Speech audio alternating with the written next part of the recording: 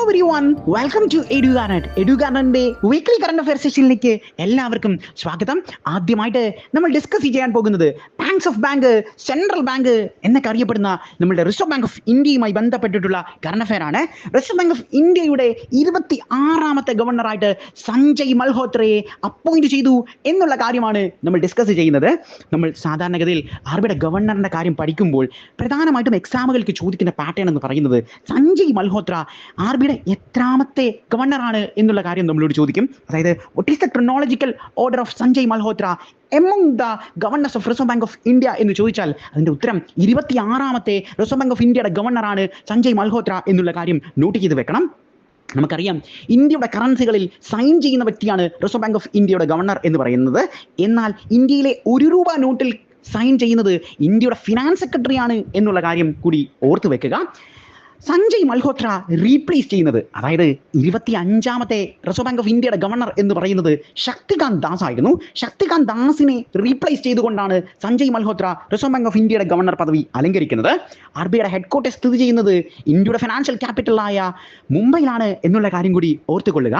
ഈ reserve bank of India നിലവിൽ വരുന്നത് 1935 ഏപ്രിൽ 1 എന്നുള്ള കാര്യം കൂടി ഓർക്കുക. ബാങ്കിങ് അവയർനെസ്സിൽ സ്ഥിരമായി RBI നിലവിൽ വന്ന വർഷം ഏതാണ് എന്ന് ചോദിക്കാറുണ്ട്. അതുപോലെ തന്നെ reserve bank of India nationalised ആയ വർഷം ഏതാണ് എന്നും ചോദിക്കാറുണ്ട്. അപ്പോൾ 1935 April 1 reserve bank of India നിലവിൽ വന്നതെങ്കിലും reserve bank of India nationalised ആകുന്നത് നമുക്കറിയാം. ഇന്ത്യക്ക് സ്വാതന്ത്ര്യം കിട്ടുന്ന 1947 August 15 reserve bank of India nationalised ആകുന്നത് 1949 ജാനുവരി 1 എന്നുള്ള കാര്യം കൂടി നോട്ട് ചെയ്ത് വെക്കുക. അടുത്തായിട്ട് നമ്മൾ ഡിസ്കസ് ചെയ്യാൻ പോകുന്നത് സ്പോർട്സിലെ ചെസ്സിൽ നിന്നുള്ള ഒരു കറണ്ട് അഫെയർ ആണ്. നമുക്കെല്ലാവർക്കും അഭിമാനിക്കാവുന്ന ലോകത്തിലെ ഏറ്റവും പ്രായം കുറഞ്ഞ ചെസ് ചാമ്പ്യൻ എന്ന് പറയുന്ന പദവിയിലേക്ക് എത്തിയിരിക്കുന്നത് നമ്മുടെ ഇന്ത്യക്കാരനായ ഡി ഗുകേഷ് ആണ്. ഫൈനലില് ചൈനീസ് ഗ്രാൻഡ് മാസ്റ്ററായ ഡിങ് ലെറനെ പരാജയപ്പെടുത്തിക്കൊണ്ടാണ് നമ്മളുടെ ഡി ഗുകേഷ് ഈ ഏറ്റവും പ്രായം കുറഞ്ഞ ലോക ചാമ്പ്യൻ എന്ന് പറയുന്ന പട്ടത്തിലേക്ക് എത്തിയിരിക്കുന്നത്. നമുക്കറിയാം, തൻ്റെ 18ാമത്തെ വയസ്സിലാണ് ഡി ഗുകേഷ് ഈ പുരസ്കാരം കരസ്ഥമാക്കിയിരിക്കുന്നത്. അതുകൊണ്ട് തന്നെയാണ് ലോകത്തിലെ ഏറ്റവും പ്രായം കുറഞ്ഞ ചെസ് ചാമ്പ്യൻ എന്ന് പറയുന്ന പദവി അദ്ദേഹത്തിലേക്ക് എത്തിയിരിക്കുന്നത്. ഇനി എക്സാമുകൾക്ക് നമ്മളോട് ചോദിക്കും, എത്രാമത്തെ ചെസ് ചാമ്പ്യൻ ആയിട്ടാണ് പി ഗുകേഷ് എത്തിയിരിക്കുന്നത് എന്ന് ചോദിച്ചു കഴിഞ്ഞാൽ അതിൻ്റെ ഉത്തരവും 18 തന്നെയാണ് എന്നുള്ള കാര്യം ഓർത്തുകൊള്ളുക. അതായത് 18ാമത്തെ ചെസ് ചാമ്പ്യൻ ആയിട്ടാണ് ഡി ഗുകേഷ് ഈ ലോക കിരീടം അണിഞ്ഞിരിക്കുന്നത്. നമ്മൾ പറഞ്ഞു, ഫൈനലിൽ ചൈനീസ് ഗ്രാൻഡ് മാസ്റ്ററായ ഡിങ് ലെറന് 6.5 പോയിന്റ് മാത്രമേ കരസ്ഥമാക്കാൻ സാധിച്ചുള്ളൂ. എന്നാൽ ഡി ഗുകേഷ് 7.5 പോയിന്റ് കരസ്ഥമാക്കിക്കൊണ്ടാണ് ഈ കിരീടം അണിഞ്ഞിരിക്കുന്നത്.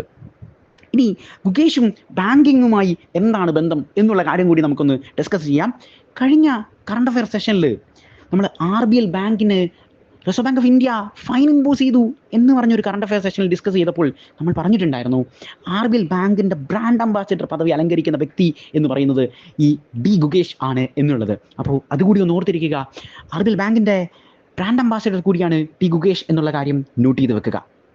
അടുത്തതായിട്ട് നമ്മൾ ഡിസ്കസ് ചെയ്യാൻ പോകുന്നത് ടൈം മാഗസിൻ്റെ പേഴ്സൺ ഓഫ് ദ ഇയർ പുരസ്കാരം കിട്ടിയ വ്യക്തി ആരാണ് എന്നുള്ള കാര്യമാണ്. നമുക്കറിയാം, ടൈം മാഗസിൻ സ്ഥിരമായി നമ്മളുടെ ബാങ്കിങ് എക്സാമുകൾക്ക് വരുന്ന ഒരു ചോദ്യ പാറ്റേൺ ആണ്. എലോൺ മസ്ക് ടൈം മാഗസിൻ്റെ പേഴ്സൺ ഓഫ് ദി ഇയർ ആയ കാലഘട്ടത്തിൽ ഒരുപാട് എക്സാമിനേഷൻസിൽ വന്നിരുന്ന ഒരു ചോദ്യമായിരുന്നു. ഇത്തവണ നമ്മൾ ഡിസ്കസ് ചെയ്യുന്നത് ഈ 2024 പേഴ്സൺ ഓഫ് ദി ഇയർ ആയിട്ട് ടൈം മാഗസിൻ തിരഞ്ഞെടുത്തിരിക്കുന്നത് ഡൊണാൾഡ് ട്രംപിനെയാണ്. നമുക്കറിയാം, 2025 അമേരിക്കയുടെ പ്രസിഡന്റ് പദവി അലങ്കരിക്കാൻ പോകുന്ന വ്യക്തിയാണ് ഡൊണാൾഡ് ട്രംപ് എന്ന് പറയുന്നത്. സാധാരണഗതിയിൽ അമേരിക്കൻ പ്രസിഡൻസിനെ എല്ലാവർക്കും ഫെമിലിയർ ആണ്. അതുകൊണ്ട് ചോദ്യങ്ങൾ വരുന്ന പാറ്റേൺ എന്ന് പറയുന്നത് അദ്ദേഹം ഏത് പൊളിറ്റിക്കൽ പാർട്ടിയിൽ നിന്നാണ്, അദ്ദേഹത്തിൻ്റെ ഒപ്പോണൻ്റ് ആരായിരുന്നു, അദ്ദേഹത്തിൻ്റെ വൈസ് പ്രസിഡന്റ് ആരാണ് എന്നൊക്കെയുള്ള കാര്യമായിരിക്കും നമ്മളോട് ചോദിക്കുന്നത്. സോ ഡൊണാൾഡ് ട്രംപ് എന്ന് പറയുന്നത് റിപ്പബ്ലിക്കൻ പൊളിറ്റിക്കൽ പാർട്ടിയിൽ നിന്ന് വരുന്ന വ്യക്തിയാണ് എന്നുള്ള കാര്യം ഓർത്തുകൊള്ളുക. ഡൊണാൾഡ് ട്രംപിൻ്റെ ഒപ്പോണൻ്റ് എന്ന് പറയുന്നത് കമല ഹാരിസ് ആയിരുന്നു. കമല ഹാരിസ് ഡെമോക്രാറ്റിക് പാർട്ടിക്കാരിയാണ് എന്നുള്ള കാര്യം ഓർത്തുകൊള്ളുക. നിലവിലെ സാഹചര്യത്തിൽ കമല ഹാരിസ് അമേരിക്കയുടെ ഇപ്പോഴത്തെ വൈസ് പ്രസിഡന്റ് ആണ്. അതായത് നിലവിലെ സാഹചര്യത്തിൽ അമേരിക്കയുടെ പ്രസിഡന്റ് എന്ന് പറയുന്നത് ജോ ബൈഡൻ ആണ്. ഡെമോക്രാറ്റിക് പാർട്ടിയാണ് നിലവിലെ സാഹചര്യത്തിൽ അമേരിക്ക ഭരിക്കുന്നത്. 2025 നമ്മളുടെ ഡൊണാൾഡ് ട്രംപ് അമേരിക്കയുടെ പ്രസിഡന്റ് പദവി അലങ്കരിക്കും. അദ്ദേഹത്തിൻ്റെ വൈസ് പ്രസിഡന്റ് എന്ന് പറയുന്നത് JD വാൻസ് ആണ് എന്നുള്ള കാര്യം കൂടി നോട്ട് ചെയ്ത് വെക്കുക. നമ്മളുടെ ഇന്ത്യനെ പോലെ അല്ല അമേരിക്കയുടെ പ്രസിഡൻസ് ഇലക്ഷൻ എന്ന് പറയുന്നത്. അമേരിക്കൻ പ്രസിഡന്റിൻ്റെ ടെന്യൂർ എന്ന് പറയുന്നത് 4 വർഷമാണ്. ഇന്ത്യയുടെ പ്രസിഡന്റിൻ്റെ ടെന്യൂർ എന്ന് പറയുന്നത് 5 വർഷമാണ്. അതുപോലെ ഇന്ത്യയിൽ ഒരാൾക്ക് എത്ര തവണ വേണമെങ്കിലും ഇന്ത്യയുടെ പ്രസിഡന്റ് പദവി അലങ്കരിക്കാൻ സാധിക്കും. അമേരിക്കയിൽ ഒരാൾക്ക് 2 തവണ മാത്രമേ അമേരിക്കയുടെ പ്രസിഡന്റ് പദവി അലങ്കരിക്കാൻ സാധിക്കുകയുള്ളൂ എന്നുള്ള കാര്യം ഓർത്തുകൊള്ളുക.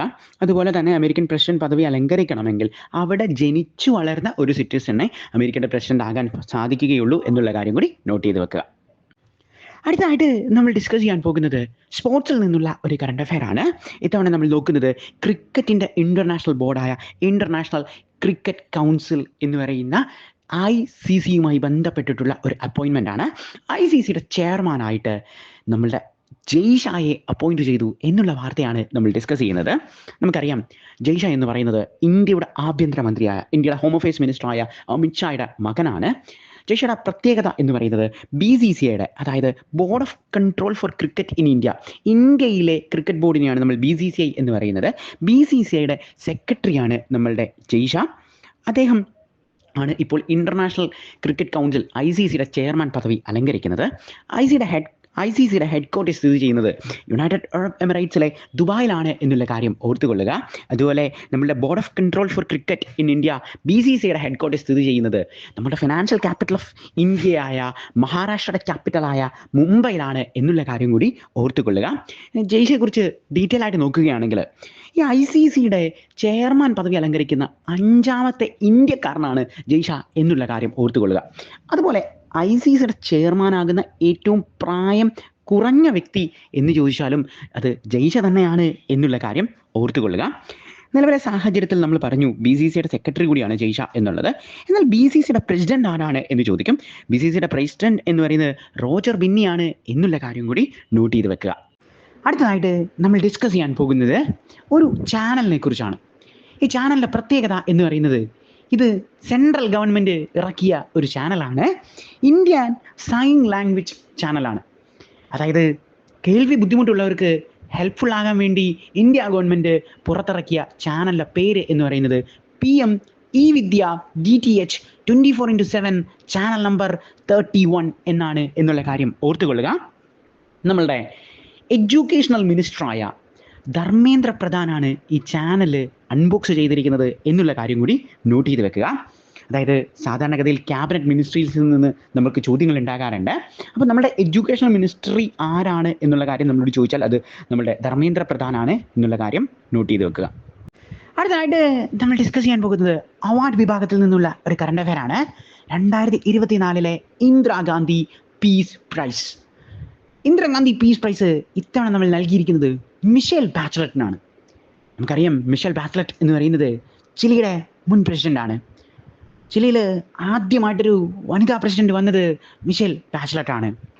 മിഷേൽ ബാച്ചലറ്റിൻ്റെ മറ്റു പ്രത്യേകത എന്ന് പറയുന്നത് യുണൈറ്റഡ് നേഷൻ്റെ UN വിമൻ എന്ന് പറയുന്ന ഡയറക്ടർ സ്ഥാനത്തെത്തുന്ന ആദ്യത്തെ വ്യക്തിയും മിഷേൽ ബാച്ചലറ്റ് തന്നെയാണ് എന്നുള്ള കാര്യം നോട്ട് ചെയ്ത് വെക്കുക.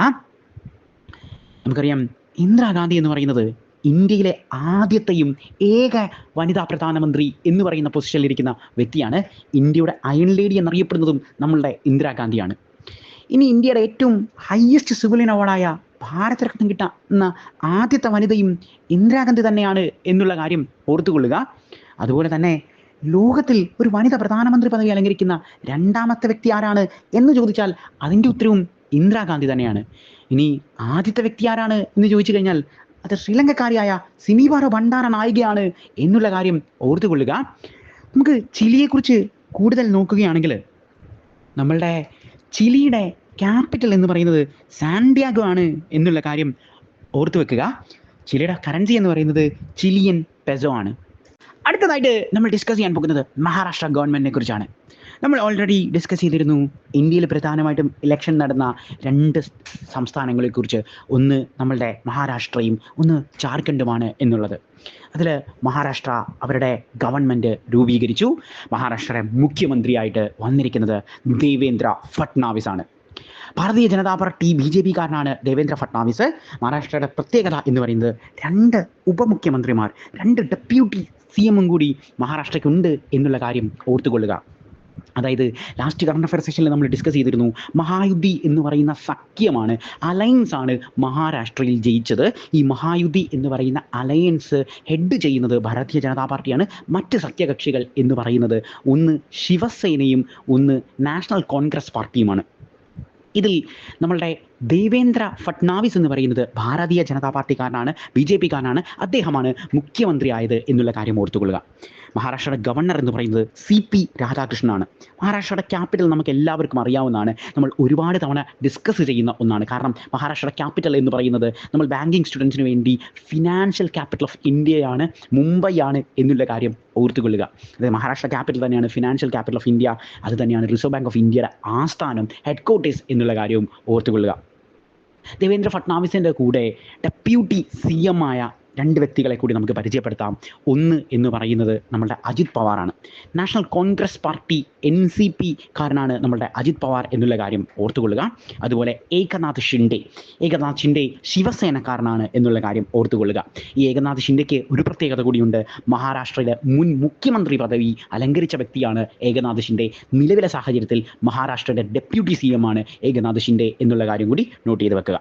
അടുത്തതായിട്ട് നമ്മൾ ഡിസ്കസ് ചെയ്യാൻ പോകുന്നത് റാങ്കിങ്, ഇൻഡെക്സ് എന്നീ വിഭാഗത്തിൽ നിന്നുള്ള ഒരു കറണ്ട് അഫെയർ ആണ്. നമ്മളുടെ എക്സാമുകൾക്ക് സ്ഥിരമായി കാണുന്ന ഒരു പാറ്റേൺ ആണ് റാങ്കിങ് ഇൻഡെക്സ് എന്ന് പറയുന്നത്. ഇത്തവണ നമ്മൾ ഡിസ്കസ് ചെയ്യുന്നത് യൂറോ മോണിറ്റർ ഇന്റർനാഷണൽ 2024 തയ്യാറാക്കിയ ദ മോസ്റ്റ് അട്രാക്റ്റീവ് സിറ്റീസ് എന്ന് പറയുന്ന ലിസ്റ്റാണ്. ഒന്നുകൂടി പറയാം, നമ്മളുടെ യൂറോ മോണിറ്റർ ഇന്റർനാഷണൽ ആണ് ഈ മോസ്റ്റ് അട്രാക്റ്റീവ് സിറ്റീസ് എന്ന് പറയുന്ന തസ്തികയിൽ ഇന്ത്യയിൽ നിന്നും ലോകത്തിൽ നിന്നും ഏറ്റവും മികച്ച സിറ്റികൾ ഏതാണ്, ഏറ്റവും അട്രാക്റ്റീവായ സിറ്റികൾ ഏതാണ് എന്ന് തിരഞ്ഞെടുത്തിരിക്കുന്നത്. ഇതിൽ ഫസ്റ്റ് റാങ്കിങ് കൊടുത്തിരിക്കുന്നത് നമ്മളുടെ പാരീസിനാണ്. നമുക്കറിയാം ഫ്രാൻസിൻ്റെ ക്യാപിറ്റലാണ് പാരീസ്. ഫസ്റ്റ് റാങ്ക് കിട്ടിയിരിക്കുന്നത് പാരീസിനും സെക്കൻഡ് റാങ്ക് കിട്ടിയിരിക്കുന്നത് മാഡ്രിഡിനാണ്. മാഡ്രിഡ് സ്പെയിൻ്റെ ക്യാപിറ്റലാണ് എന്നുള്ള കാര്യം നോട്ട് ചെയ്ത് വെക്കുക. തേർഡ് പൊസിഷനിൽ എത്തിയിരിക്കുന്നത് ടോക്കിയോ ആണ്. ജപ്പാൻ്റെ ക്യാപിറ്റലാണ് ടോക്കിയോ. നമ്മളെല്ലായ്പ്പോഴും ലിസ്റ്റുകൾ പഠിക്കുമ്പോൾ, ഇൻഡെക്സുകൾ പഠിക്കുമ്പോൾ, റാങ്കിങ്ങുകൾ പഠിക്കുമ്പോൾ ഏറ്റവും പ്രാധാന്യം കൊടുക്കേണ്ടത് ഇന്ത്യയിൽ നിന്ന് ഏതെങ്കിലും സിറ്റി, ഇന്ത്യയിൽ നിന്ന് ഏതെങ്കിലും സ്റ്റേറ്റുകൾ ഈ ലിസ്റ്റുകളിലേക്ക് എത്തിയിട്ടുണ്ടോ എന്നുള്ള കാര്യമാണ് നമ്മൾ നോക്കുന്നത്. സോ നമ്മളുടെ ഇന്ത്യയിൽ നിന്ന് ഈ ലിസ്റ്റിലേക്ക് എത്തിയത് ആകെ ഒരു സ്ഥലമാണ്, അത് നമ്മളുടെ ക്യാപിറ്റൽ സിറ്റിയായ ഡൽഹിയാണ് എന്നുള്ള കാര്യം ഓർത്തുകൊള്ളുക. എക്സാമുകൾക്ക് ചോദിക്കുന്ന പാറ്റേൺ എത്രാമത്തെ പൊസിഷനിലായിരുന്നു ഡൽഹി എന്നുള്ളതും കൂടി നമ്മളോട് ചോദിക്കും. അപ്പോൾ ഡൽഹിയുടെ പൊസിഷൻ, അതായത് ഇന്ത്യയിൽ നിന്ന് ഏതൊക്കെ സ്ഥലമുണ്ടോ അത് എവിടെയൊക്കെയാണ്, ആ പൊസിഷൻ എത്രയാണ് എന്നുള്ളത് നമ്മൾ നോക്കണം. 74ാമത്തെ റാങ്കാണ് ഡൽഹിക്ക് എന്നുള്ള കാര്യം ഓർക്കുക. അപ്പോൾ ഒരിക്കൽ കൂടി നമുക്ക് റാങ്കിങ്ങുകൾ നോക്കാം. ഫസ്റ്റ് റാങ്ക് വന്നിരിക്കുന്നത് പാരീസിനാണ്. പാരീസ് നമ്മൾ പറഞ്ഞു ഫ്രാൻസിൻ്റെ ക്യാപിറ്റലാണ്. സെക്കൻഡ് റാങ്ക് വന്നിരിക്കുന്നത് മാഡ്രിഡാണ്. മാഡ്രിഡ് സ്പെയിൻ്റെ ക്യാപിറ്റലാണ്. തേർഡ് റാങ്ക് വന്നിരിക്കുന്നത് ടോക്കിയോ ആണ്. ജപ്പാൻ്റെ ക്യാപിറ്റലാണ് ടോക്കിയോ. ഇനി നമ്മൾ പഠിക്കുന്നത് 74ാമത്തെ റാങ്കാണ്. ഇത് പഠിക്കുന്നതിൻ്റെ കാരണം ഇന്ത്യയുടെ ക്യാപിറ്റലായ ഡൽഹിയാണ് 74ാമത്തെ റാങ്കിങ്ങിൽ എത്തിയിരിക്കുന്നത് എന്നുള്ള കാര്യം കൂടി ഓർത്ത് വെക്കുക. അടുത്തതായിട്ട് നമ്മൾ ഡിസ്കസ് ചെയ്യാൻ പോകുന്നത് ഡേറ്റ്സ് ആൻഡ് ഡേ എന്ന് പറയുന്ന പാറ്റേണിൽ നിന്ന് വരുന്ന ഒരു കറണ്ട് അഫെയർ ആണ്. ലോക മണ്ണ് ദിനം. നമുക്കറിയാം 2024 ലോക മണ്ണ് ദിനം എന്ന് പറയുന്നത് ഡിസംബർ 5 ആയിരുന്നു. നമ്മൾ ഇപ്പോൾ ഡിസ്കസ് ചെയ്യാൻ പോകുന്നത് ഈ 2024 ലോക മണ്ണ് ദിനം ഡിസംബർ 5 ആതിഥേയത്വം വഹിച്ച രാജ്യം ഏതാണ് എന്നുള്ളതാണ്. ഈ രാജ്യം എന്ന് പറയുന്നത് തായ്ലാൻഡാണ് എന്നുള്ള കാര്യം നോട്ട് ചെയ്ത് വെക്കുക. തായ്ലാൻഡിൻ്റെ ക്യാപിറ്റൽ എന്ന് പറയുന്നത് ബാങ്കോക്ക് ആണ്. തായ്ലാൻഡിൻ്റെ കറൻസി എന്ന് പറയുന്നത് തായ് ബട്ടാണ് എന്നുള്ള കാര്യം കൂടി നോട്ട് ചെയ്ത് വെക്കുക. അടുത്തതായിട്ട് നമ്മൾ ഡിസ്കസ് ചെയ്യാൻ പോകുന്നത് ഒരു സൈക്ലോണിനെ കുറിച്ചാണ്. നമുക്കറിയാം നമ്മളുടെ അയൽ സംസ്ഥാനമായ തമിഴ്നാടിനെ നാശമാക്കിയ ഫെയ്ങ്കൽ സൈക്ലോൺ. ബേ ഓഫ് ബംഗാളിലാണ് ഈ ഫെയ്ങ്കൽ രൂപം കൊണ്ടത്. നമ്മൾ സാധാരണഗതിയിൽ എക്സാമിനേഷന് സൈക്ലോൺ നമ്മളോട് ചോദിക്കുന്ന ചോദ്യം എന്ന് പറയുന്നത് സൈക്ലോണിന് പേര് നൽകിയ രാജ്യം ഏതാണ് എന്നാണ് ചോദിക്കാറുള്ളത്. ഫെയ്ങ്കൽ എന്ന് പറയുന്ന നമ്മളുടെ തമിഴ്നാടിനെ ബാധിച്ച സൈക്ലോണിന് പേര് നൽകിയത് സൗദി അറേബ്യയാണ് എന്നുള്ള കാര്യം ഓർത്തു വെക്കുക. നമുക്കറിയാം സൗദി അറേബ്യയുടെ ക്യാപിറ്റൽ എന്ന് പറയുന്നത് റിയാദാണ്. സൗദിയുടെ കറൻസി എന്ന് പറയുന്നത് റിയാലാണ് എന്നുള്ള കാര്യം കൂടി നോട്ട് ചെയ്ത് വെക്കുക. അടുത്തതായിട്ട് നമ്മൾ ഡിസ്കസ് ചെയ്യാൻ പോകുന്നത് പ്രോബാട്രിയെ കുറിച്ചാണ്. നമുക്കറിയാം project for on board autonomy, ഇതാണ് പ്രോബയുടെ ഫുൾ നെയിം എന്ന് പറയുന്നത്. യൂറോപ്യൻ സ്പേസ് ഏജൻസിയുടെയാണ് ഈ പ്രോബാട്രി. നിങ്ങളിപ്പോൾ വിചാരിക്കുന്നുണ്ടായിരിക്കും യൂറോപ്യൻ സ്പേസ് ഏജൻസിയുടെ പ്രോബാട്രിയെക്കുറിച്ച് എന്തുകൊണ്ടായിരിക്കും നമ്മൾ പഠിക്കുന്നത് എന്നുള്ളത്. ഇതിൻ്റെ കാരണം എന്ന് പറയുന്നത് 2024 ഡിസംബർ 5 ഈ പ്രോബാട്രി വിക്ഷേപിക്കുന്നത്. ഇത് വിക്ഷേപിക്കുന്നത് മറ്റാരുമല്ല നമ്മുടെ സ്പേസ് ഏജൻസിയായ ISRO ആണ് എന്നുള്ള കാര്യം നോട്ട് ചെയ്ത് വെക്കുക. അതുകൊണ്ടാണ് നമുക്കിത് ഇമ്പോർട്ടൻ്റ് ആയിട്ട് വന്നിരിക്കുന്നത്. എന്താണ് പ്രോബ 3യുടെ ലക്ഷ്യങ്ങൾ എന്നുള്ള കാര്യം നമുക്ക് നോക്കാം. പ്രോബ 3ക്ക് 2 ലക്ഷ്യങ്ങളാണ് ഉള്ളത്. 2 സാറ്റലൈറ്റുകളാണ് പ്രോബ 3യെ ലോഞ്ച് ചെയ്യിക്കുന്നത്. ഒന്ന് നമ്മളുടെ കൊറോണോഗ്രാഫും ഒന്ന് ഒക്കുൾട്ടറുമാണ്. ഈ കൊറോണോഗ്രാഫ് സണ്ണിൻ്റെ കൊറോണയെക്കുറിച്ച് പഠിക്കാൻ വേണ്ടിയാണ് നമ്മളുടെ ഈ കൊറോണോഗ്രാഫ് നമ്മൾ വിക്ഷേപിച്ചിരിക്കുന്നത് എന്നുള്ള കാര്യം ഓർത്തുകൊള്ളുക. അതായത് സണ്ണിൻ്റെ ഔട്ട്മോസ്റ്റ് ലെയറിലായ അറ്റ്മോസ്ഫിയറുമായി ബന്ധപ്പെട്ടിട്ടുള്ള കാര്യങ്ങളെക്കുറിച്ച്, അതിൻ്റെ കൊറോണയുമായി ബന്ധപ്പെട്ട കാര്യങ്ങൾ എല്ലാം പഠിക്കുക എന്നുള്ള ലക്ഷ്യത്തോടു കൂടിയാണ് ഇത് നമ്മൾ ലോഞ്ച് ചെയ്തിരിക്കുന്നത്. ഇനി ഇത് വിക്ഷേപിച്ച വാഹനത്തിൻ്റെ പേര് സ്ഥിരമായി എക്സാമുകൾക്ക് ചോദിച്ചു കാണാറുണ്ട്. PSLV C59 റോക്കറ്റാണ് ഇത് വിക്ഷേപിച്ചിരിക്കുന്നത് എന്നുള്ള കാര്യം കൂടി ഓർത്തുകൊള്ളുക. ഇനി വിക്ഷേപിച്ച സ്ഥലവും നമ്മളോട് സാധാരണഗതിയിൽ എക്സാമിന് ചോദിക്കാറുണ്ട്. സതീഷ് ധവാൻ സ്പേസ് സെൻറ്ററിൽ നിന്നാണ് ഇത് വിക്ഷേപിച്ചിരിക്കുന്നത്. നമുക്കറിയാം ശ്രീഹരിക്കോട്ടയിലാണ് ഈ സതീഷ് ധവാൻ സ്പേസ് സെൻറ്റർ എന്നുള്ള കാര്യം സ്റ്റാറ്റിക് GK ആയി നമ്മൾ സ്ഥിരമായി പഠിക്കുന്ന ഒരു പാറ്റേൺ കൂടിയാണ് എന്നുള്ള കാര്യം നോട്ട് ചെയ്ത് വെക്കുക. അടുത്തതായിട്ട് നമ്മൾ ഡിസ്കസ് ചെയ്യാൻ പോകുന്നത് ഒരു ലിറ്റററി അവാർഡിനെ കുറിച്ചാണ്. വ്യാസ സമ്മാൻ. 34ാമത്തെ വ്യാസ സമ്മാൻ ലഭിച്ചത് നമ്മളുടെ സൂര്യബാലയ്ക്കാണ്. എക്സാമുകൾക്ക് പല രീതിയിൽ ചോദ്യങ്ങൾ ചോദിക്കാറുണ്ട്. വ്യാസ സമ്മാൻ എന്തുമായി ബന്ധപ്പെട്ടിരിക്കുന്നു എന്നൊക്കെ നമ്മളോട് ചോദിക്കാറുണ്ട്. വ്യാസ സമ്മാൻ ഒരു ലിറ്റററി അവാർഡാണ്. എക്സ്പെഷ്യലി അത് ഹിന്ദി ലാംഗ്വേജിൽ കൊടുക്കുന്നതാണ് എന്നുള്ള കാര്യം ഓർത്തു വെക്കണം. അതായത് ഈ തൊട്ട് 10 വർഷം മുമ്പുള്ള ലിറ്റററി വർക്ക്സ് ചെക്ക് ചെയ്തതിന് ശേഷമാണ് വ്യാസ സമ്മാൻ നമ്മൾ നൽകുന്നത്. 2024 34ാമത്തെ വ്യാസ സമ്മാനാണ് സൂര്യബാലയ്ക്ക് ലഭിച്ചത്. അവരുടെ പുസ്തകമായ കോൺ ദേശ് കാ വാസി, വേണു കി ഡയറി എന്ന് പറയുന്ന പുസ്തകത്തിനാണ് ഈ പറയുന്ന നമ്മളുടെ സൂര്യബാലയ്ക്ക് അവാർഡ് ലഭിച്ചത് എന്നുള്ള കാര്യം ഓർത്തുകൊള്ളുക. നമ്മളുടെ ബിർള ഫൗണ്ടേഷനാണ് ഈ അവാർഡ് ഏർപ്പാടാക്കിയത്. 1991 മുതലാണ് ബിർള ഫൗണ്ടേഷൻ ഈ പറയുന്ന നമ്മളുടെ വ്യാസ സമ്മാൻ നൽകി തുടങ്ങിയത്. അതുപോലെ തന്നെ ഇതിൻ്റെ പ്രൈസ് വാല്യൂ എന്ന് പറയുന്നത് 4 ലക്ഷമാണ് എന്നുള്ള കാര്യം കൂടി നോട്ട് ചെയ്ത് വെക്കുക. അടുത്തായിട്ട് നമ്മൾ ഡിസ്കസ് ചെയ്യാൻ പോകുന്നത് ഒരു ഇൻ്റർനാഷണൽ അപ്പോയിൻമെൻ്റ് ആണ്. നമ്മളുടെ നമീബിയ എന്ന് പറയുന്ന രാജ്യത്തിൻ്റെ പ്രസിഡൻ്റായിട്ട് നെതുംബോ നന്ദിയെ തിരഞ്ഞെടുത്തു എന്നുള്ള വാർത്തയാണ് നമ്മൾ ഡിസ്കസ് ചെയ്യുന്നത്. നെതുംബോ നന്ദിയുടെ മറ്റൊരു പ്രത്യേകത എന്ന് പറയുന്നത് നമീബിയ എന്ന് പറയുന്ന രാജ്യത്തിലെ ആദ്യത്തെ വനിതാ പ്രസിഡൻ്റാണ് ഈ നെതുംബോ നന്ദി എന്നുള്ള കാര്യം കൂടി നോട്ട് ചെയ്ത് വെക്കുക. നമുക്കറിയാം നമീബിയയുടെ ക്യാപിറ്റൽ എന്ന് പറയുന്നത് വിൻഡോക്കാണ്. നമീബിയയുടെ കറൻസി എന്ന് പറയുന്നത് നമീബിയൻ ഡോളറാണ് എന്നുള്ള കാര്യം കൂടി നോട്ട് ചെയ്ത് വെക്കുക. അടുത്തതായിട്ട് നമ്മൾ ഡിസ്കസ് ചെയ്യാൻ പോകുന്നത് സ്റ്റാറ്റിക് GKയും കറണ്ട് അഫയേഴ്സും കൂടി കമ്പൈൻ ആയിട്ട് വരുന്ന ഒരു കറണ്ട് അഫെയർ ആണ്. നമ്മളുടെ ടൈഗർ റിസർവേഴ്സ്. കഴിഞ്ഞ കറണ്ട് അഫയർ സെഷനിലും നമ്മൾ ടൈഗർ റിസർവ്സിനെ കുറിച്ച് ഡിസ്കസ് ചെയ്തിട്ടുണ്ടായിരുന്നു. അതായത് നമ്മൾ എക്സാമിനേഷൻസിന് വേണ്ടി പഠിക്കുമ്പോൾ ഏറ്റവും പ്രാധാന്യം കൊടുക്കേണ്ട സ്റ്റാറ്റിക് GKയിലെ മേഖലകളാണ് ഈ നാഷണൽ പാർക്കുകൾ, ടൈഗർ റിസർവേഴ്സ് എന്ന് പറയുന്നത്. ഇന്ത്യയിലെ 57ാമത്തെ ടൈഗർ റിസർവേഴ്സ് ആയിട്ട് മധ്യപ്രദേശിലെ രഥപാണി ടൈഗർ റിസർവിനെ നമ്മൾ തിരഞ്ഞെടുത്തു എന്നുള്ള വാർത്തയാണ് നമ്മൾ ഡിസ്കസ് ചെയ്യുന്നത്. അപ്പോൾ നമ്മൾ പ്രധാനമായിട്ടും നോക്കേണ്ടത് 57ാമത് വന്ന ഇന്ത്യയിലെ ടൈഗർ റിസർവ് ഏതാണെന്ന് ചോദിച്ചാൽ രഥപാണിയാണ് എന്നുള്ള കാര്യം ഓർക്കുക. രഥപാണി ടൈഗർ റിസർവ് ഇന്ത്യയിൽ എവിടെയാണ് സ്ഥിതി ചെയ്യുന്നത് എന്ന് ചോദിച്ചാൽ മധ്യപ്രദേശിലാണ് എന്നുള്ള കാര്യം കൂടി നോട്ട് ചെയ്ത് വെക്കുക. നമുക്കറിയാം മധ്യപ്രദേശിൻ്റെ ചീഫ് മിനിസ്റ്റർ എന്ന് പറയുന്നത് മോഹൻ യാദവാണ്. മധ്യപ്രദേശിൻ്റെ ഗവർണർ എന്ന് പറയുന്നത് മംഗുഭായ് പട്ടേലാണ്. മധ്യപ്രദേശിൻ്റെ ക്യാപിറ്റൽ എന്ന് പറയുന്നത് ഭോപ്പാലാണ് എന്നുള്ള കാര്യം കൂടി ഓർത്തു വെക്കുക. അതുപോലെ സ്ഥിരമായി എക്സാമുകൾക്ക് സ്റ്റാറ്റിക് GKയിൽ നിന്ന് വരുന്ന ഒരു പാറ്റേൺ ആണ് നാഷണൽ പാർക്കുകൾ എന്ന് പറയുന്നത്. അതായത് ഇന്ത്യയിലെ എല്ലാ സ്റ്റേറ്റുകളുടെയും നാഷണൽ പാർക്കുകൾ പഠിച്ചതിന് ശേഷം മാത്രമേ നമ്മൾ എക്സാം ഹാളിൽ കയറാവുള്ളൂ. ഇത്തവണ നമ്മൾ നോക്കുന്ന പ്രധാനപ്പെട്ട മധ്യപ്രദേശിലെ നാഷണൽ പാർക്കുകൾ ഏതൊക്കെയാണ് എന്നുള്ളതാണ്. എക്സാമിന് സ്ഥിരമായി ചോദിക്കുന്ന നാഷണൽ പാർക്കാണ് Kanha national park. Kanha national park ഇന്ത്യയിൽ എവിടെയാണ് എന്ന് ചോദിച്ചാൽ മധ്യപ്രദേശിലാണ് എന്നുള്ള കാര്യം ഓർക്കുക. അതുപോലെ Kuno national park, Madhav national park, Panna national park, Satpura national park, Sanjay national park, Van Vihar national park, ഇതെല്ലാം നമ്മളുടെ മധ്യപ്രദേശിലെ നാഷണൽ പാർക്ക് തന്നെയാണ് എന്നുള്ള കാര്യം ഓർത്തുകൊള്ളുക. അടുത്തതായിട്ട് നമ്മൾ ഡിസ്കസ് ചെയ്യാൻ പോകുന്നത് യോജന സ്കീം എന്നീ വിഭാഗത്തിൽ നിന്നുള്ള ഒരു കറണ്ട് അഫെയർ ആണ്. ഇത്തവണ നമ്മൾ ഡിസ്കസ് ചെയ്യുന്നത് ഭീമ സഖി യോജന. നമുക്കറിയാം ലൈഫ് ഇൻഷുറൻസ് കോർപ്പറേഷൻ LIC ആരംഭിച്ച ഒരു പദ്ധതിയാണ് ഈ ഭീമ സഖി യോജന എന്ന് പറയുന്നത്.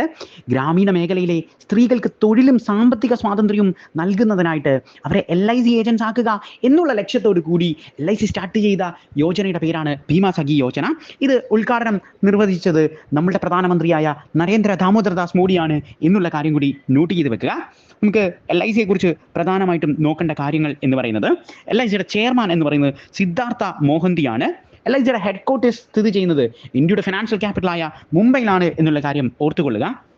അതുപോലെ LIC നിലവിൽ വരുന്നത് 1956 സെപ്റ്റംബർ 1 എന്നുള്ള കാര്യം കൂടി നോട്ട് ചെയ്ത് വെക്കുക. അടുത്തതായിട്ട് നമ്മൾ ഡിസ്കസ് ചെയ്യാൻ പോകുന്നത് ഒരു പ്രതിമയുമായി ബന്ധപ്പെട്ടിട്ടുള്ള കറണ്ട് അഫെയർ ആണ്. നമുക്കറിയാം, ഇന്ത്യയുടെ ബിസ്മാർക്ക്, ഇന്ത്യയുടെ അയൺമാൻ, ഇന്ത്യയുടെ ആദ്യത്തെ ഡെപ്യൂട്ടി പ്രൈം മിനിസ്റ്റർ, ഇന്ത്യയുടെ ഹോം അഫയേഴ്സ് മിനിസ്റ്റർ എന്നൊക്കെ അറിയപ്പെടുന്ന സർദാർ വല്ലഭായ് പട്ടേലിൻ്റെ പ്രതിമയാണ് നമ്മളുടെ ആഭ്യന്തരമന്ത്രിയായ ഹോം അഫയേഴ്സ് മിനിസ്റ്ററായ അമിത്ഷാ അനാച്ഛാദനം ചെയ്തിരിക്കുന്നത്. രാജസ്ഥാനിലെ ജോധ്പൂരിലാണ് ഈ പ്രതിമ അനാച്ഛാദനം ചെയ്തിരിക്കുന്നത് എന്നുള്ള കാര്യം ഓർത്തുകൊള്ളുക. സർദാർ വല്ലഭായ് പട്ടേലിൻ്റെ ഈ പ്രതിമയുടെ ഹൈറ്റ് എന്ന് പറയുന്നത് 11 അടിയാണ്. നമുക്കറിയാം, ലോകത്തിൽ തന്നെ ഏറ്റവും വലിയ പ്രതിമയും സർദാർ പട്ടേലിൻ്റെ ഭാഗത്ത് തന്നെയാണ്.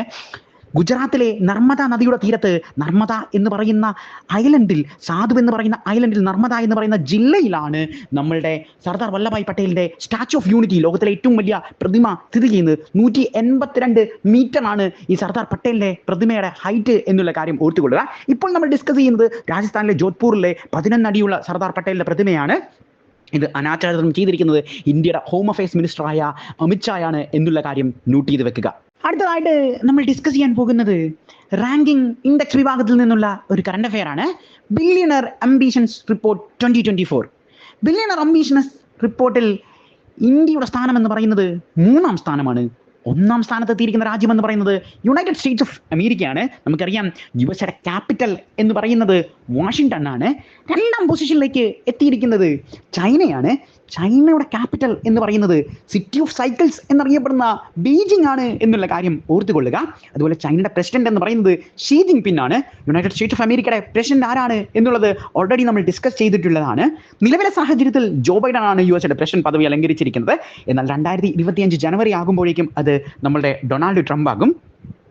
3-ാം സ്ഥാനം നമ്മൾ പറഞ്ഞു ഇന്ത്യ ആണ് എന്നുള്ളത്. ഇന്ത്യയുടെ ക്യാപിറ്റൽ എന്ന് പറയുന്നത് ഡൽഹിയാണ് എന്നുള്ള കാര്യം കൂടി നോട്ട് ചെയ്ത് വെക്കുക. അടുത്തതായിട്ട് നമ്മൾ ഡിസ്കസ് ചെയ്യാൻ പോകുന്നത് 2024 ഡിസംബറിൽ നോൺ കോൺഫിഡൻഷ്യൽ മൂവ്മെൻറ്റ് വഴി പുറത്താക്കപ്പെട്ട ഫ്രഞ്ച് പ്രൈം മിനിസ്റ്ററിനെ കുറിച്ചാണ്. നമുക്കറിയാം, അവിശ്വാസ പ്രമേയം വഴിയാണ് ഈ ഫ്രഞ്ച് പ്രധാനമന്ത്രി മൈക്കിൾ ബർണിയറിനെ ഫ്രഞ്ച് ഗവൺമെൻറ് പുറത്താക്കുന്നത്. 60 വർഷത്തെ ചരിത്രത്തിൽ ആദ്യമായിട്ടാണ് നമ്മളുടെ ഫ്രഞ്ചിൽ ഒരു പ്രധാനമന്ത്രിയെ നോൺ കോൺഫിഡൻഷ്യൽ മൂവ്മെൻറ്റ് വഴി പുറത്താക്കുന്നത് എന്നുള്ള കാര്യം കൂടി നോട്ട് ചെയ്ത് വെക്കുക. നമുക്കറിയാം, ഫ്രാൻസിൻ്റെ ക്യാപിറ്റൽ എന്ന് പറയുന്നത് പാരീസ് ആണ്. ഫ്രാൻസിൻ്റെ പ്രസിഡന്റ് എന്ന് പറയുന്നത് ഇമ്മാനുവൽ മാക്രോൺ ആണ്. നമ്മളുടെ കോമ്പറ്റേറ്റീവ് എക്സാമുകൾക്ക് വളരെ പ്രധാനപ്പെട്ട വ്യക്തിയാണ് ഇമ്മാനുവൽ മാക്രോൺ എന്ന് പറയുന്നത്. 2024 ജാനുവരി 26, നമുക്കറിയാം ജാനുവരി 26 പ്രത്യേകത റിപ്പബ്ലിക് ഡേ ആണ്. ഇന്ത്യയുടെ റിപ്പബ്ലിക് ഡേയിലെ സ്പെഷ്യൽ ഗസ്റ്റ് ആയിരുന്നു നമ്മളുടെ ഇമ്മാനുവൽ മാക്രോൺ എന്നുള്ള കാര്യം കൂടി ഓർത്ത് വെക്കുക. അടുത്തതായിട്ട് നമ്മൾ ഡിസ്കസ് ചെയ്യാൻ പോകുന്നത് സ്പോർട്സിൽ നിന്നുള്ള ഒരു കറണ്ട് അഫെയർ ആണ്. നമ്മളുടെ ഹോക്കിയുമായി ബന്ധപ്പെട്ടിട്ടുള്ള കോൺസെപ്റ്റാണ് നമ്മൾ നോക്കുന്നത്. നമുക്കറിയാം, പുരുഷ ഹോക്കി ജൂനിയർ ഏഷ്യ കപ്പ് 2024 ഇത്തവണ ഈ മത്സരം നടന്നത് ഒമാനിൽ വെച്ചാണ്. ഇതിൻ്റെ വിജയം കിരീടം ചൂടിയത് നമ്മളുടെ രാജ്യമായ ഇന്ത്യയാണ് എന്നുള്ള കാര്യം ഓർത്തുകൊള്ളുക. ഫൈനലിൽ പാകിസ്ഥാനെ പരാജയപ്പെടുത്തിക്കൊണ്ടാണ് ഇന്ത്യ ഈ പുരുഷ hockey junior Asia cup 2024 title കിട്ടിയിരിക്കുന്നത് എന്നുള്ള കാര്യം നോട്ട് ചെയ്ത് വെക്കുക. നമുക്ക് സ്ഥിരമായി സ്പോർട്സുകളിൽ നിന്ന് ചോദിക്കുന്ന ചോദ്യം എന്ന് പറയുന്നത്, ഓരോ മത്സരങ്ങളുടെ കപ്പുകൾ തന്നിട്ട് ഇത് ഏത് മത്സരവുമായി ബന്ധപ്പെട്ടിരിക്കുന്നു എന്നെല്ലാം നമ്മളോട് ചോദിക്കാറുണ്ട്. അതുപോലെ number of players playing in that game എന്നും നമ്മളോട് ചോദിക്കാറുണ്ട്. നമുക്കറിയാം, ഹോക്കിയും ക്രിക്കറ്റും ഫുട്ബോളും എല്ലാം 11 പേരാണ് ഒരു ടീമിൽ കളിക്കുന്നത് എന്നുള്ള കാര്യം എളുപ്പത്തിൽ നമ്മൾ ഓർത്തിരിക്കുന്നതാണ്. ഇനി ഹോക്കി മത്സരവുമായി ബന്ധപ്പെട്ടിട്ടുള്ള കപ്പുകൾ എന്ന് പറയുന്നത് വേൾഡ് കപ്പ്. നമുക്കറിയാം, വേൾഡ് കപ്പ് ഹോക്കിക്കും ക്രിക്കറ്റിനും ഫുട്ബോളിനും എല്ലാം ഉള്ളതാണ്. ഏറ്റവും കൂടുതൽ തവണ ഹോക്കി കപ്പ് നേടിയ രാജ്യം ഏതാണ്, ഹോക്കി വേൾഡ് കപ്പ് നേടിയ രാജ്യം ഏതാണ് എന്ന് ചോദിച്ചു കഴിഞ്ഞാൽ അത് പാകിസ്ഥാനാണ് എന്നുള്ള കാര്യം ഓർത്തുകൊള്ളുക. 4 തവണയാണ് പാകിസ്ഥാന് ഹോക്കി വേൾഡ് കപ്പ് കിട്ടിയിരിക്കുന്നത്. അതുപോലെ ഹോക്കിയിലെ പ്രധാനപ്പെട്ട മറ്റ് കപ്പുകൾ കൂടി നമുക്ക് ഒന്ന് ഡിസ്കസ് ചെയ്യാം. അഗാ ഖാൻ കപ്പ്, അസ്ലം കപ്പ്, ഏറ്റവും കൂടുതൽ തവണ ചോദിച്ചിരിക്കുന്ന കപ്പ് ബീയിങ്ടൺ കപ്പ്.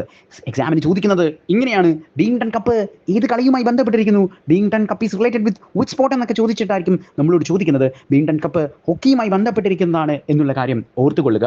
അതുപോലെ lady Ratan Tata cup, Guru Nanak cup, Aslam cup, Aga Khan cup ഇതെല്ലാം ഹോക്കിയുമായി ബന്ധപ്പെട്ടിരിക്കുന്നതാണ് എന്നുള്ള കാര്യം കൂടി നോട്ട് ചെയ്ത് വെക്കുക. അവസാനമായിട്ട് നമ്മൾ ഡിസ്കസ് ചെയ്യുന്നത് ഒബിച്വറി വിഭാഗത്തിൽ നിന്നുള്ള ഒരു കറണ്ട് അഫെയറാണ്. നമ്മളുടെ തബലയിലെ മാന്ത്രികനായ സാക്കിർ ഹുസൈൻ മരണപ്പെട്ടു എന്നുള്ള വാർത്തയാണ് നമ്മൾ ഡിസ്കസ് ചെയ്യുന്നത്. യുണൈറ്റഡ് സ്റ്റേറ്റ്സ് ഓഫ് അമേരിക്കയിലാണ് നമ്മളുടെ സാക്കിർ ഹുസൈൻ മരണപ്പെടുന്നത്. മരിക്കുന്നതിന് മുമ്പ് അദ്ദേഹം 4 ഗ്രാമി അവാർഡുകൾ നേടിയിട്ടുണ്ട്. നമുക്കറിയാം മ്യൂസിക്കിൻ്റെ ഏറ്റവും ഹയസ്റ്റ് അവാർഡ് ഏതാണ് എന്ന് ചോദിച്ചു കഴിഞ്ഞാൽ അതിൻ്റെ ഉത്തരമെന്ന് പറയുന്നത് ഗ്രാമി അവാർഡാണ്. ഈ 4 ഗ്രാമി അവാർഡുകൾ വാങ്ങിയിട്ടാണ് നമ്മളുടെ സാക്കിർ ഹുസൈൻ മരണപ്പെട്ടത് എന്നുള്ള കാര്യം കൂടി ഓർത്തു വെക്കുക. ഇതോടുകൂടി എഡുകാരൻ്റെ വീക്ക്ലി കറണ്ട് അഫെയർ സെഷൻ അവസാനിക്കുന്നു. Thank you.